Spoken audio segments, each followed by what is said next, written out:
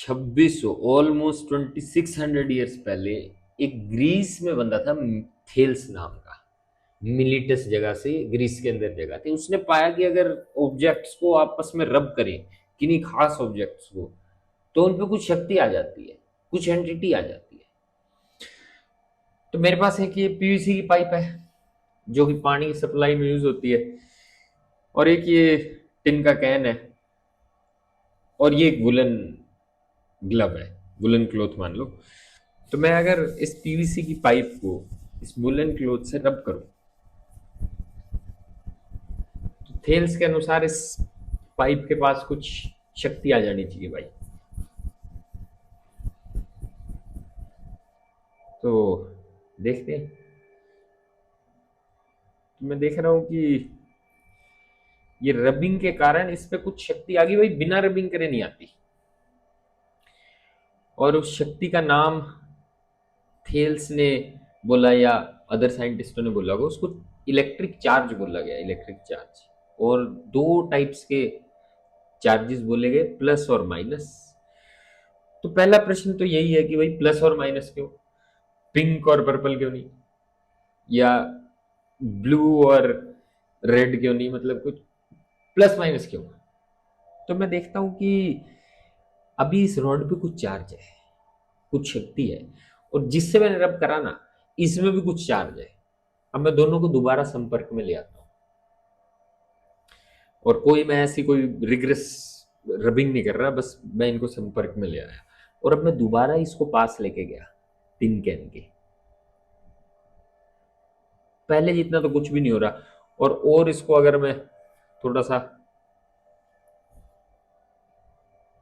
तो ये शक्ति ऑलमोस्ट खत्म ही होगी इसकी। तो थेल्स ने बोला कि इसको रब करेंगे इसके साथ, तो इस पे एक प्रकार का चार्ज आएगा, इस पे दूसरे प्रकार का चार्ज आएगा। जब मैंने दोनों को इकट्ठा करा तो वो चार्ज खत्म हो गया, जैसे प्लस और माइनस संख्याएं खत्म हो जाती हैं, इसीलिए शायद चार्जेस को प्लस और माइनस बोला। तो थेल्स जो कि ग्रीस से थे, थेल्स जी, थेल्स जी ने 600 बिफोर क्राइस्ट है भाई, कुछ और मत बनाने इसका मतलब, में पाया कि रबिंग के कारण कुछ चार्ज आ जाता है। और दो टाइप्स के चार्जेस हैं, पॉजिटिव और नेगेटिव। ये पॉजिटिव नेगेटिव तो लेके आए बेंजामिन फ्रैंकलिन जी भाई। बेंजामिन फ्रैंकलिन तूफानों में पतंग उड़ाने वाले व्यक्ति का नाम है। इनके एक्सपेरिमेंट्स के बारे में पढ़ सकते हो। की चेन एक्सपेरिमेंट है एक बहुत फेमस। काइट उड़ा दी थी, बिजली जहां कड़कती है उसके अंदर, और फिर उस बिजली को की चेन से किसी जार में बंद करने की भी कोशिश करी। काफी वाइल्ड आइडियाज थे इनके। तो इन्होंने बोला कि भाई प्लस और माइनस लो इनको। क्यों लो, इसमें एक प्रकार की शक्ति, इस पे दूसरे प्रकार की शक्ति, जब मैंने दोनों मिक्स कर दिए, दोनों ऐड कर दिए, खत्म होगी शक्ति। ये वैसे ही खत्म होगी जैसे प्लस मान लो मैं 5 कूलम लेता हूं और -5 कूलम, कूलम जो कि यूनिट है चार्ज की, तो ये मिलके संख्याएं जीरो हो जाती हैं। तो साइंटिस्टों ने बोला यार इस पे भी कुछ ऐसा ही मान लेते हैं कि भाई इस पे कुछ नेगेटिव, इस पे कुछ पॉजिटिव आ गया। अब अगली बात, ऐसे रबिंग तो बहुत चीजों की होती है। रबिंग तो कोई ट्रक जाता है उसके साथ एयर की भी रबिंग होती है। रबिंग हम सर्दियों में कभी कोई आयरन के गेट को टच करते हैं तो वहां से भी थोड़ा करंट लगता है। कभी बस में बैठे हैं, सीट से उठ रहे हैं, वहां भी कपड़ों की रबिंग होती है, उससे भी थोड़ा शॉक लगता है कभी कभी। तो रबिंग के कारण जो चार्ज आता है, ये बताने के लिए, ये पता करने के लिए कि हर प्रकार की रबिंग से चार्ज आ भी रहा है कि नहीं आ रहा, या मान लो अब मैं पूछूं कि इस पेन पे चार्ज है कि नहीं है, तो चार्ज डिटेक्टर बनाया गया एक। जैसे एयरपोर्ट्स पे होते हैं ना मेटल डिटेक्टर्स, ऐसे ही चार्ज डिटेक्टर बनाया गया। उसका नाम था गोल्ड लीफ इलेक्ट्रोस्कोप। तो ऐसा कुछ था। कि एक ये जार ले लिया, कोई ग्लास का जार ले लिया, या किसी भी इंसुलेटिंग मटेरियल का, ऐसे मटेरियल्स जो अपने अंदर से चार्ज को पास नहीं होने देते इजीली, और इसके ऊपर ये एक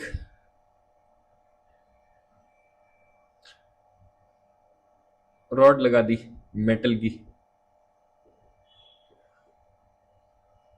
रॉड गोल्ड की नहीं है एक बात ध्यान देने की है, पत्ते गोल्ड के हैं लेकिन रॉड गोल्ड की नहीं ली उन्होंने भाई, क्योंकि गोल्ड काफी महंगा है। और ये दो ऐसे गोल्ड के लीव्स टांग दिए, और इसके पास अगर मैं कोई ऐसे रॉड लेके आऊं, मान लो जैसे अभी ये पीवीसी की रॉड थी, इस पे नेगेटिव चार्ज मानते हैं प्लास्टिक पे बाय कन्वेंशन। तो अगर मैं इसके पास लेके आऊं ना नेगेटिव रॉड को, तो ये लीव्स में कुछ सेपरेशन आ जाती है, कुछ सेपरेशन आ जाती है। और अगर मैं अनचार्ज रॉड लेके आऊं तो कोई सेपरेशन नहीं आएगी। तो मेरे पास गोल्ड तो नहीं है, गोल्ड लीफ तो नहीं है, लेकिन एल्यूमिनियम लीफ जैसा कुछ जरूर है। तो अगर देखें तो एक सिंपल सा इलेक्ट्रोस्कोप बना दिया हमने, घर पे कोई भी बना सकता है। ये एक कॉपर की वायर ली हुई है, और इस वायर के साथ नीचे दो एल्यूमिनियम फॉइल जो जिसमें रोटी पैक करते हैं, वो उसके दो छोटे छोटे टुकड़े टांग रखे हैं। ज्यादा भारी नहीं होने चाहिए, नहीं तो फिर अच्छे रिजल्ट नहीं मिलते। और अभी ये पीवीसी की रॉड भाई अनचार्ज है, मैं ये पास लेके आता हूँ पीवीसी की रॉड, इसके अनचार्ज है, अनचार्ज, कुछ भी नहीं हो रहा, कुछ भी नहीं हो रहा इन एल्यूमिनियम फॉइल्स के साथ। अब इस रॉड की थोड़ी रबिंग से चार्जिंग कर देते हैं, इसको थोड़ा चार्ज कर देते हैं भाई रॉड को, फिर देखते हैं कि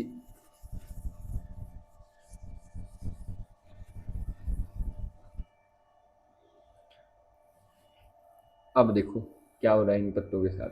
मैं दूर ले जाता हूँ, ये पास लेके आता हूँ तो ये खुल जाते हैं थोड़े से, और अगर मैं रॉड हटा दूँ, अगर मैं फिर देखना, फिर इनके और कांटेक्ट में ले आओ तो खत्म ही हो जाता है चार्ज। थोड़ा और चार्ज करते हैं इसको, पीवीसी की रॉड को।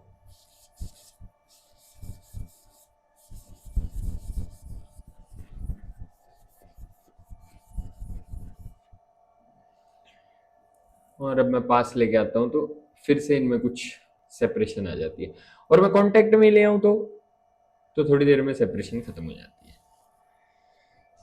तो बेसिकली ये हमें इतना ही बताता है कि चार्ज है या नहीं है, इससे ज्यादा कुछ नहीं बताता। ये बस यही बता सकता है कि भाई किसी चीज पे चार्ज है या चार्ज नहीं है। और अगर ज्यादा चार्ज होगा तो ज्यादा सेपरेशन हो जाएगी, कम चार्ज होगा तो कम सेपरेशन हो जाएगी। अब कुछ कुछ चीजें जो पाई गई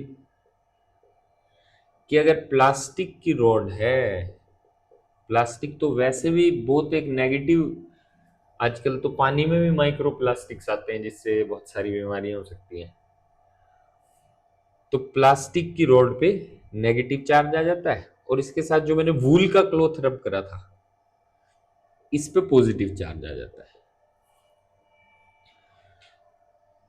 और ग्लास की रॉड हो अगर, ग्लास की रॉड हो अगर, तो उस पर पॉजिटिव चार्ज आ जाता है, और इसके साथ कोई वूल या सिल्क हो तो उस पर नेगेटिव आ जाएगा, जिसके साथ रब करेंगे बेसिकली। तो अब इसमें फर्स्ट क्वेश्चन आएगा कि is +5 coulomb charge 10 units more than -5 coulomb? क्या +5 कूलम -5 से 10 यूनिट्स बड़ा है क्या? -5 में 10 जोड़ूंगा तो +5 कूलम आएगा क्या? -5 संख्या में मैं अगर 10 जोड़ूंगा तो +5 संख्या आएगी, बिल्कुल आएगी, नंबर आएगा। लेकिन जब मैं चार्जेस की बात कर रहा हूं तो दोनों +5 और -5 दोनों में वैल्यू तो 5 ही है, तो ये दोनों बराबर होंगे। बस इनके प्लस और माइनस पोलैरिटी में डिफरेंस होगा? तो उत्तर आएगा no, they just have different polarity.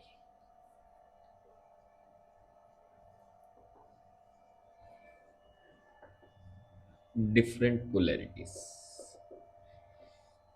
और पोलैरिटी वही प्रॉपर्टी है जो प्लस को माइनस से अलग करती है, डिस्टिंग्विश करती है। ठीक है, तो रबिंग से तो चार्ज आता ही आता है, लेकिन बिना रबिंग के भी चार्ज दिया जा सकता है। किसी बॉडी को बिना रबिंग के भी चार्ज दिया जा सकता है। बिना रबिंग के दिए जाने वाले चार्ज को बोलेंगे हम charging by induction, without rubbing, without contact, without friction. तो जैसे मैं पहले एक मेटल स्फीयर को चार्ज करेंगे, metal sphere is charged positively. तो सबसे पहले तो एक मेटल का स्फीयर लेंगे, और क्योंकि ये मेटल का स्फीयर है तो इसको हम किसी इंसुलेटिंग स्टैंड पे रखेंगे। नहीं तो इस पे चाहे जितना मर्जी चार्ज दे दो, वो सारा अगर इंसुलेटिंग स्टैंड पे नहीं रखेंगे ना तो सारा का सारा धरती में चला जाएगा। बेसिकली यार सारे चार्ज को न्यूट्रलाइज कर देती है। इसी कारण से कहते हैं कि भाई थोड़ा नंगे पैर पे चलना चाहिए घास वास पे, उससे जो बॉडी पे चार्ज आया होता है, क्योंकि क्लोथ्स तो रब हो रहे हैं ना, तो बॉडी पे कुछ चार्ज होगा वो सारा अर्थ में चला जाएगा। इसके पास में ले आया एक पीवीसी की रॉड जिसपे नेगेटिव चार्ज है।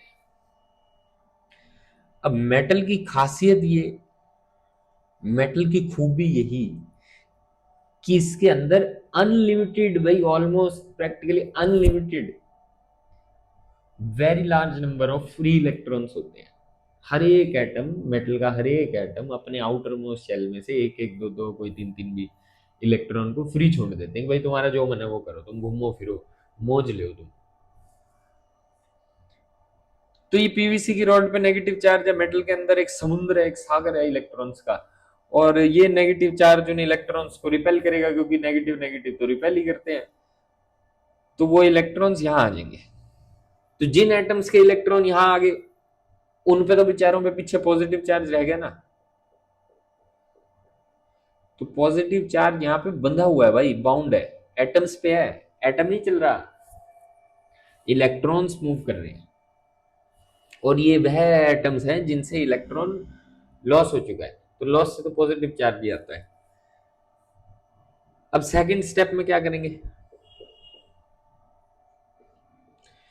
सेकंड स्टेप में ये पीवीसी की रॉड ध्यान रखना भाई, ये यही रखनी है और कॉन्टेक्ट में नहीं लानी, नहीं तो फिर चार्जिंग बाय इंडक्शन का कोई मतलब नहीं रहेगा। और अब इसके साथ में इसकी नेगेटिव वाली साइड को, इस साइड को एक कॉपर वायर से धरती के साथ जोड़ दूंगा भाई।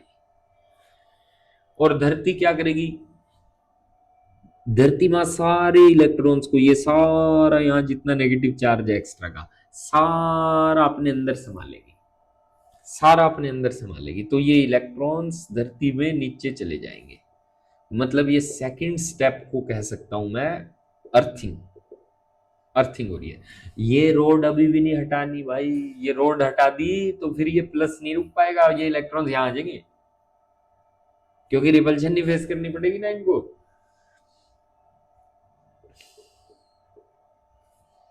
थर्ड, अब अर्थिंग हटा देंगे,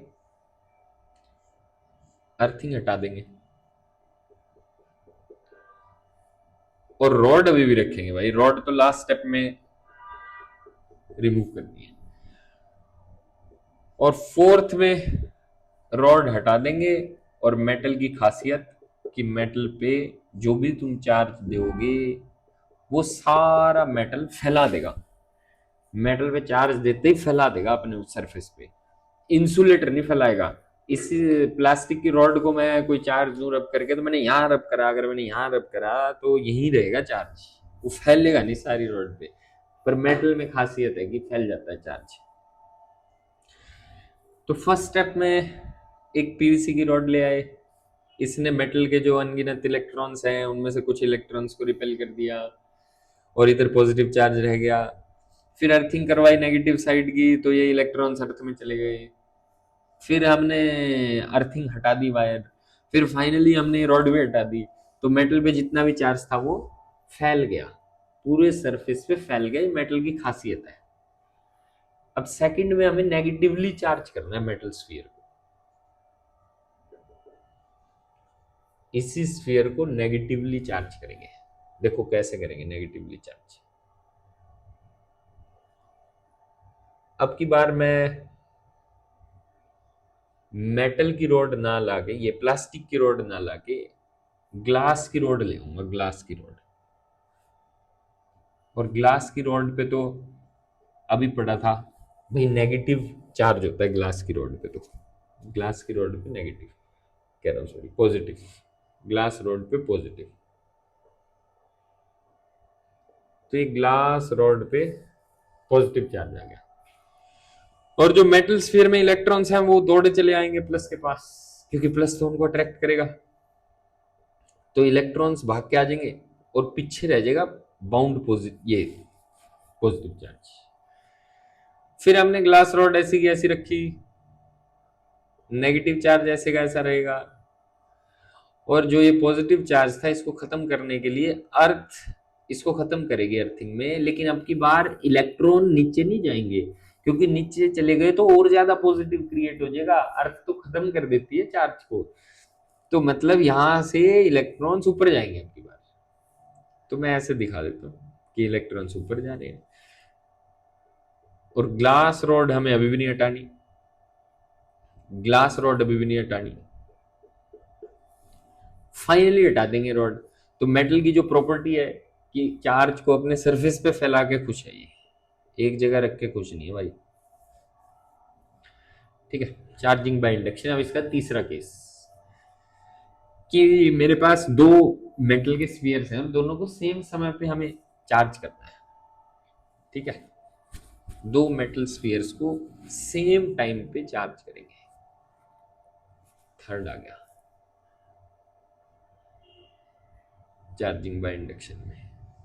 ये एक मेटल स्फीयर, ये दूसरा मेटल स्फीयर,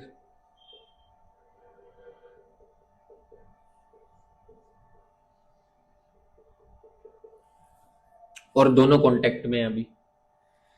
और इनके पास में ले आया ये प्लास्टिक की रॉड है, तो दोनों कांटेक्ट में है, तो दोनों के सरफेसेस जुड़े हुए हैं।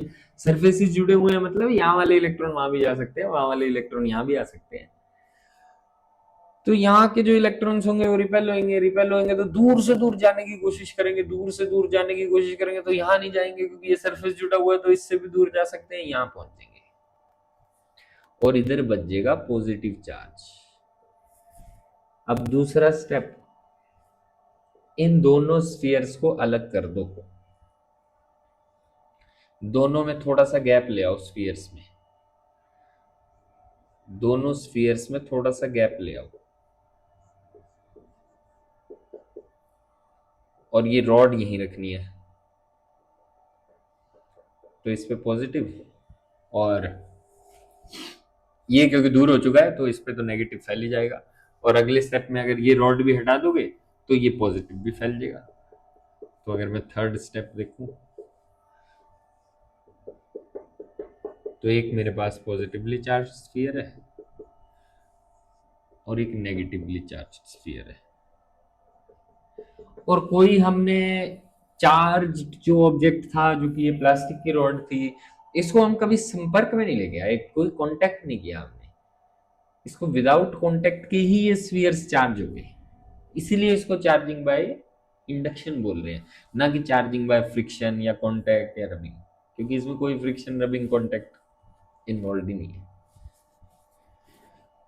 अब इसके बाद आएंगी बेसिक प्रॉपर्टीज ऑफ चार्ज।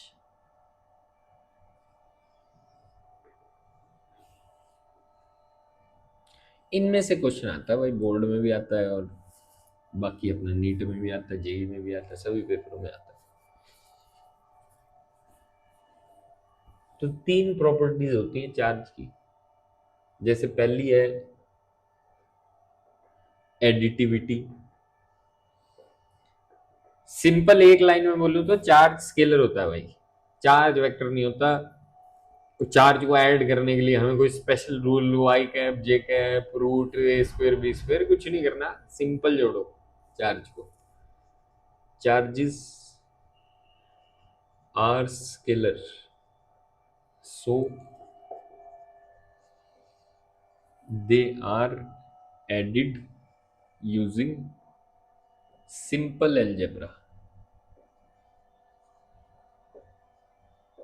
जैसे मान लो मेरे पास एक ये कोई बॉक्स है और इस बॉक्स के अंदर +5 कूलम है, -10 कूलम है, +15 कूलम है, -2 कूलम है, और मेरे से कोई पूछे कि नेट चार्ज बताओ, तो मैं नेट चार्ज बताने के लिए सबको ऐड कर दूंगा ऐसे का ऐसा, +15 -10 -2, तो ये आ गया 20 और ये आ गया 12, तो मेरे पास उत्तर आ गया +8 कूलम।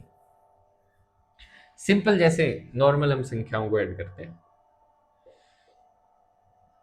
सेकंड प्रॉपर्टी है कि चार्ज कंजर्व्ड है। कंजर्वेशन ऑफ मास पढ़ते आए हैं बचपन से कि मास can neither be created nor be destroyed. ऐसे ही यहां पे भी हम बोलेंगे कि चार्ज नहीं, net charge, net charge can neither be created nor be destroyed.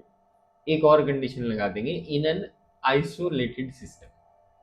Isolated system जैसे जैसे मान लो एक एक बॉक्स है कोई, और इसके अंदर मैंने कुछ चार्जेस रखे हैं, +5 कूलम रखा है, -2 कूलम रखा है, और इस बॉक्स से ना तो मैं किसी चीज को बाहर जाने के लिए अलाउ कर रहा हूँ, ना कोई मास कोई एनर्जी इसके अंदर आने के लिए अलाउड है। तो बॉक्स के अंदर जो चीजें हैं वो वहीं की वहीं है, कोई उनमें से बाहर नहीं जा रहा, अंदर नहीं जा रहा। तो मेरे लिए ये बॉक्स आइसोलेटेड सिस्टम हो जाएगा, ये एक आइसोलेटेड सिस्टम बन जाएगा। तो कंजर्व्ड में सिंपल बात है कि नेट चार्ज होगा ना, net charge of an isolated system, ये भी जरूरी बात है, of an isolated system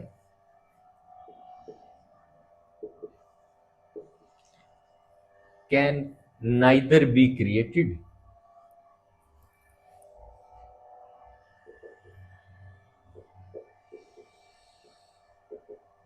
nor be destroyed. लेकिन बट, भाई बहुत इंपॉर्टेंट बट है ये,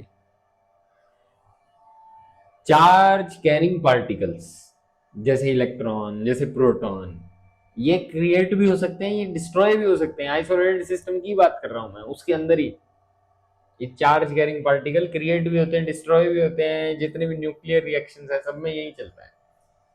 तो चार्ज, नेट चार्ज तो ना हम क्रिएट कर सकते ना डिस्ट्रॉय कर सकते, पर चार्ज कैरिंग पार्टिकल को क्रिएट भी कर सकते हैं, डिस्ट्रॉय भी कर सकते हैं, और करते भी हैं, बहुत रेगुलरली होता है न्यूक्लियर रिएक्शंस में।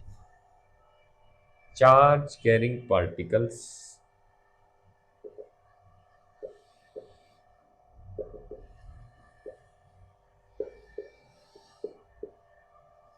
कैन बी क्रिएटेड और डिस्ट्रॉयड। एग्जाम्पल है इसका न्यूट्रॉन डीके। न्यूट्रॉन डीके में क्या होता है, ये मैंने एक न्यूट्रॉन ले लिया भाई, इसका एटॉमिक नंबर 0 है, मास नंबर 1 है, चार्ज इस पे 0 होता है न्यूट्रॉन पे, और न्यूट्रॉन से टूट के एक इलेक्ट्रॉन बनता है और एक प्रोटॉन बनता है और एक एंटी न्यूट्रिनो बनता है भाई, एंटी न्यूट्रिनो। तो इलेक्ट्रॉन पे मैं चार्ज देखूं -1, प्रोटॉन पे मैं चार्ज देखूं +1, न्यूट्रॉन पे मैं चार्ज देखूं 0। तो इस सिस्टम का पहले चार्ज कितना था, 0 था, और अब -1 + 1 मिला के अभी भी नेट चार्ज। तो नेट चार्ज पहले भी 0 था, नेट चार्ज अब भी 0 है। मतलब नेट चार्ज ना क्रिएट करा और ना डिस्ट्रॉय करा, पर ये तो इलेक्ट्रॉन चार्ज कैरिंग पार्टिकल है, ये तो क्रिएट भी हो रहा है, और देख लो प्रोटॉन भी क्रिएट हो रहा है। तो यहां पे तो क्रिएशन हो रही है चार्ज कैरिंग पार्टिकल्स की, लेकिन नेट चार्ज की नहीं हो रही भाई। नेट चार्ज ना क्रिएट कर सकते ना डिस्ट्रॉय कर सकते। ठीक है, अब third property, third property third property है क्वांटाइजेशन।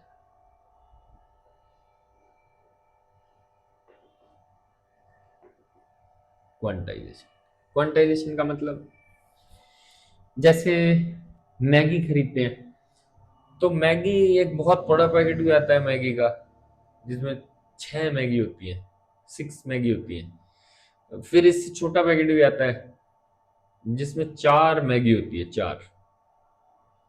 चार तो खा ही लेते हैं, एक आदमी 4 मैगी तो खा ही लेता है।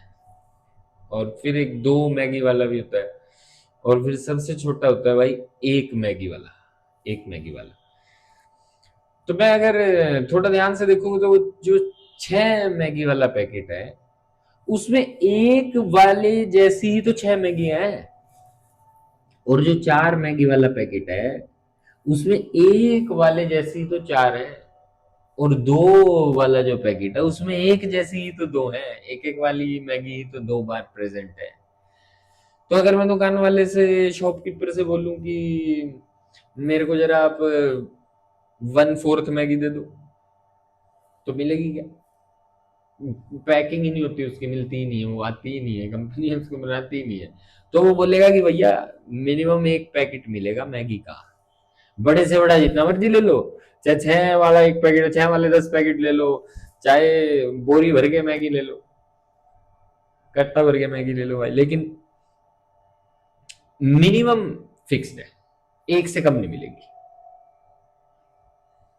तो मैगी मिनिमम एक से कम नहीं मिलेगी, तो मैं बोलूंगा कि मैगी क्वांटाइज्ड है भाई।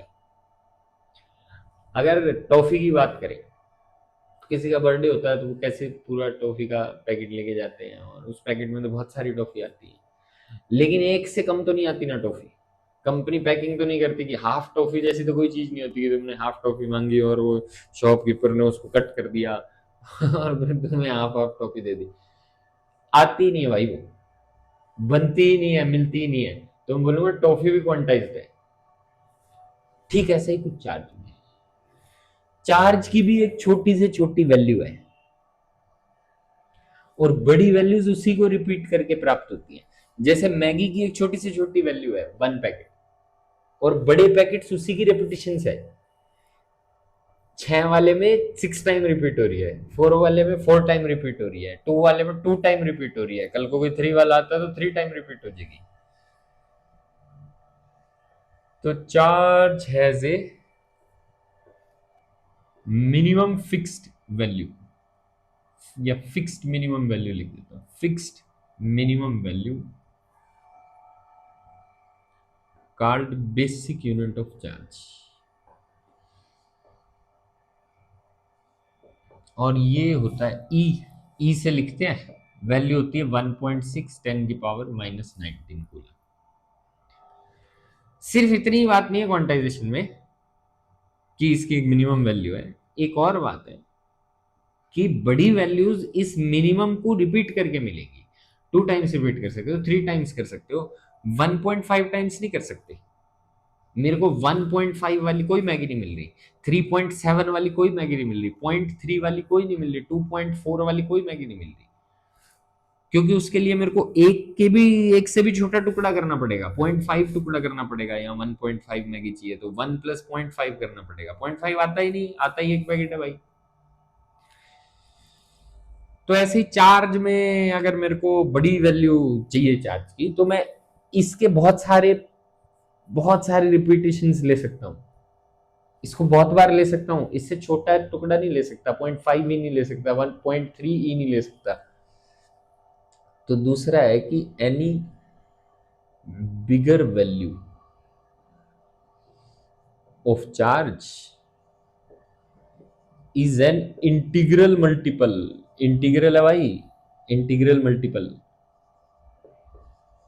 Of basic unit.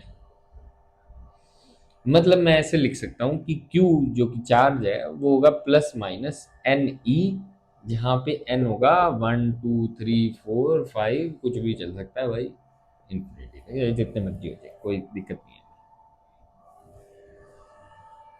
ठीक है, तो 3 प्रॉपर्टीज होगी चार्ज की, एक एडिटिविटी, स्केलर की तरह ऐड होते हैं, एक कंजर्व्ड होता है चार्ज और एक क्वांटाइजेशन। ठीक है, अब एक क्वेश्चन है एनसीईआरटी में ही कि बताओ नंबर पॉजिटिव चार्ज बताओ, find the amount of positive and negative charge in A cup of water, ऐसे बोला हुआ है इन्होंने, इन ए कप ऑफ वाटर। अब बात यह है कि एक कप में, एक कप भाई छोटा भी हो सकता है बड़ा भी हो सकता है, एनसीईआरटी वालों ने बोला कि भाई ये 250 ग्राम पानी है, इसमें 250 ग्राम H2O है। तो इसके अंदर बताओ कि कितना पॉजिटिव चार्ज है कितना नेगेटिव है। पहली बात तो बराबर है, जितना पॉजिटिव उतना नेगेटिव है। और हाइड्रोजन का एटॉमिक नंबर 1 होता है, इसमें एक ही इलेक्ट्रॉन होता है। ऑक्सीजन का 8 होता है, तो 2,6 होते हैं। मतलब एक हाइड्रोजन में एक इलेक्ट्रॉन है, एक ऑक्सीजन में 8 इलेक्ट्रॉन है। तो H2O में 1 H2O में 2 इलेक्ट्रॉन्स तो हाइड्रोजन के और 8 इलेक्ट्रॉन्स ऑक्सीजन के, तो टोटल 10 इलेक्ट्रॉन्स हो गए। और प्रोटॉन्स देखेंगे तो 2 प्रोटॉन हाइड्रोजन में, क्योंकि 2 हाइड्रोजन है, और 8 प्रोटॉन्स ऑक्सीजन में, तो प्रोटॉन्स भी 10 है और प्रोटॉन्स पे प्लस ई चार्ज होता है। तो एक मॉलिक्यूल में 10 इलेक्ट्रॉन है और 10 ही प्रोटॉन्स हैं। अगर मेरे को पता चल जाए कि 250 ग्राम में कितने मॉलिक्यूल्स हैं, तो उसमें मैं बड़ा इजीली फाइंड कर सकता हूँ कि कितने इलेक्ट्रॉन है और कितने प्रोटॉन है। तो पहले नंबर ऑफ मोल्स फाइंड कर लेते हैं। गिवन मास, ये होता है given mass by molar mass. तो गिवन मास तो है 250 और मोलर मास है मेरे पास पानी का, ऑक्सीजन का 16 होता है और हाइड्रोजन का 1 होता है। तो अगर मैं मोलर मास निकाल लूँ तो 2 इंटू 1U प्लस 16U मिल के आ गया 18U। तो 250 बाई 18, ये आगे नंबर ऑफ मोल्स। एन से लिख देता हूं, और नंबर ऑफ मॉलिक्यूल्स आ जाएंगे 250 बाई 18 इंटू Na, जो कि एवोगैड्रो नंबर है। और एक मॉलिक्यूल में 10 इलेक्ट्रॉन्स है और 10 ही प्रोटॉन्स हैं। तो इतने मॉलिक्यूल्स में 250 बाई 18 इंटू Na मॉलिक्यूल्स में इसको 10 से मल्टीप्लाई कर देंगे। भाई 1 में 10 इलेक्ट्रॉन है, 2 में 2 इंटू 10 होंगे, 3 में 3 इंटू 10 होंगे, इतने में इतने इंटू 10 होंगे। 250 बाई 18 इंटू Na इलेक्ट्रॉन्स और इतने ही प्रोटॉन्स। तो इसको सॉल्व कर लेंगे तो हमें आंसर मिल जाएगा इसका। एक और क्वेश्चन है चार्ज से रिलेटेड, और फिर कूलम्स लॉ शुरू कर देंगे, चार्ज खत्म हो जाएगा। कि चार्ज और मास में डिफरेंस बताओ। 3 स्टार क्वेश्चन है भाई। Difference between charge and mass बताओ।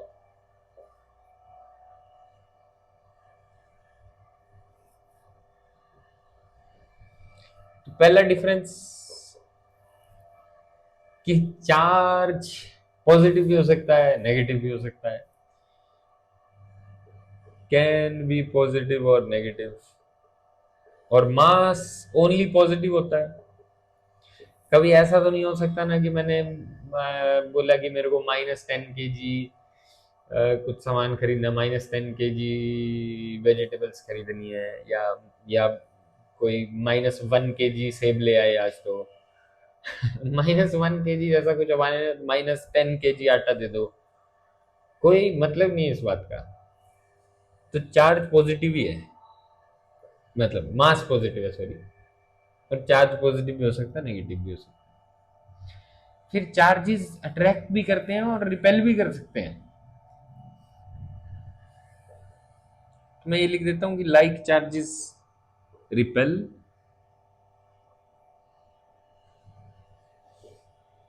एंड अनलाइक चार्जेस, जैसे plus minus, attract each other.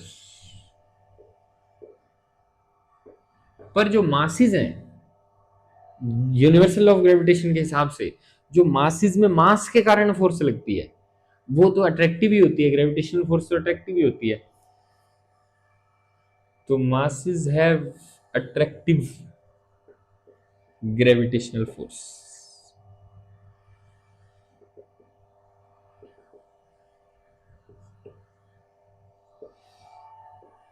Third,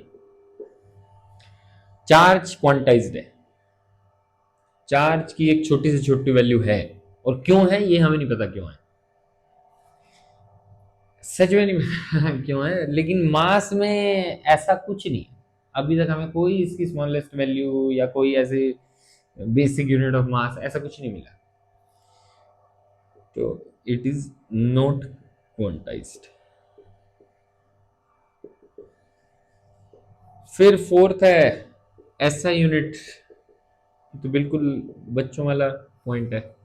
charge की ऐसा यूनिट कूलम होती है, और मास की ऐसा यूनिट केजी होती है। ऐसा यूनिट इज केजी। चार्ज इतने में समाप्त हो जाता है भाई।